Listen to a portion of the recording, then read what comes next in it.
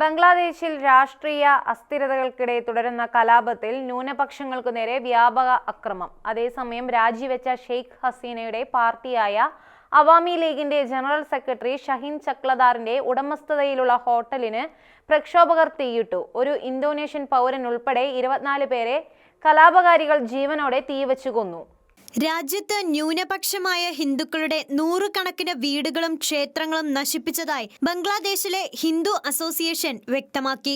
ആക്രമണ സാധ്യതയുള്ള മേഖലകളിൽ വിദ്യാർത്ഥികളും ജനങ്ങളും കാവൽ നിൽക്കുകയാണ്. ധാക്കയിലെ ധാക്കേശ്വരി ദേശീയ ക്ഷേത്രം ആക്രമിക്കുന്നത് തടയാൻ പ്രദേശവാസികളായ ഹിന്ദുക്കളും മുസ്ലിങ്ങളും കാവൽ നിൽക്കുകയാണെന്ന് പ്രദേശവാസികൾ ബംഗ്ലാദേശ് മാധ്യമങ്ങളോട് പറഞ്ഞു. ബംഗ്ലാദേശ് ജനസംഖ്യയുടെ 8% ഹിന്ദുക്കളാണ്. കലാപം തുടരുന്ന ബംഗ്ലാദേശിൽ നിന്ന് 6 കുഞ്ഞുങ്ങളടക്കം 205 ഇന്ത്യക്കാരെ പ്രത്യേക ചാർട്ടർ വിമാനത്തിൽ ധാക്കയിൽ നിന്ന് ഡൽഹിയിൽ എത്തിച്ചതായി എയർ ഇന്ത്യ അറിയിച്ചു. പ്രധാനമന്ത്രി പദം രാജിവെച്ച് ഷെയ്ഖ് ഹസീന ഇന്ത്യയിൽ അഭയം തേടിയതിന് പിന്നാലെ അവാമി ലീഗിന്റെ 29 നേതാക്കളുടെയും കുടുംബാംഗങ്ങളുടെയും മൃതദേഹങ്ങൾ കണ്ടെത്തിയിരുന്നു. നിരവധി അവാമി ലീഗ് നേതാക്കളുടെ വീടും വ്യാപാര സ്ഥാപനങ്ങളും നശിപ്പിക്കുകയും കൊള്ളയടിക്കുകയും ചെയ്തു.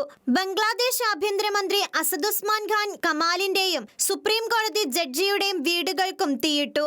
സർക്കാർ സ്ഥാപനങ്ങളും ആക്രമിച്ചു. മന്ത്രിമാരുടെയും അവാമി ലീഗ് എംപിമാരുടെയും വീടുകളും വ്യവസായ സ്ഥാപനങ്ങളും തകർത്തു. ഹസീനയെ പലായനം ചെയ്യാൻ നിർബന്ധിതമാക്കിയ നിർണായക മണിക്കൂറുകളിൽ തലസ്ഥാനമായ ധാക്കയിലടക്കം വിവിധ ഇടങ്ങളിലുണ്ടായ അക്രമ സംഭവങ്ങളിൽ 119 പേരാണ് കൊല്ലപ്പെട്ടത്.